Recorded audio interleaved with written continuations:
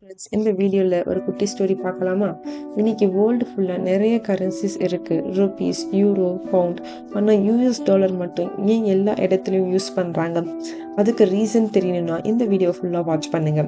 America independence வாங்கின அப்புறம் அவங்களுக்கான ஓன் மணி தேவைப்பட்டது.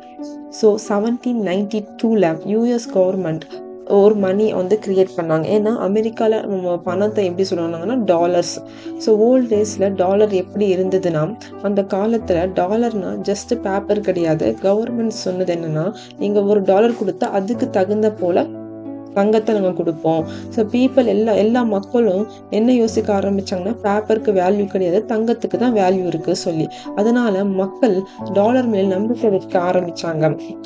செகண்ட் வேர்ல்டு வார் முடிஞ்சதுக்கு அப்புறம் நிறைய கண்ட்ரிஸ் வந்து ரொம்ப வீக் ஆயிடுச்சு. ஆனால் அமெரிக்கா மட்டும் ஸ்ட்ராங்காக இருந்தது. கோல்டு இருந்தது அவங்ககிட்ட, ஃபேக்ட்ரிஸ், பவர் இதெல்லாம் இருந்தது. ஸோ 1944 எல்லா நாடுகளும் சேர்ந்து ஒரு முடிவு எடுத்தாங்க, இன்டர்நேஷ்னல் ட்ரேடுக்கு யூஎஸ் டாலரை யூஸ் பண்ணலாம்னு சொல்லி. இந்த டிசிஷனுக்கு அப்புறம் எல்லா இடத்துலையும் நம்ம யூஎஸ் டாலரை யூஸ் பண்ண ஸ்டார்ட் பண்ணாங்க. டாலர் மேலே மக்கள் வச்ச நம்பிக்கைனால தான் இன்னைக்கு வரைக்கும் டாலர் வந்து இவ்வளோ எல்லா இடத்துலையும் பயன்படுத்தப்படுகிற ஒரு பணமாக இருக்குது. நன்றி. இந்த வீடியோ பிடிச்சிருந்தா சப்ஸ்கிரைப் பண்ணுங்க.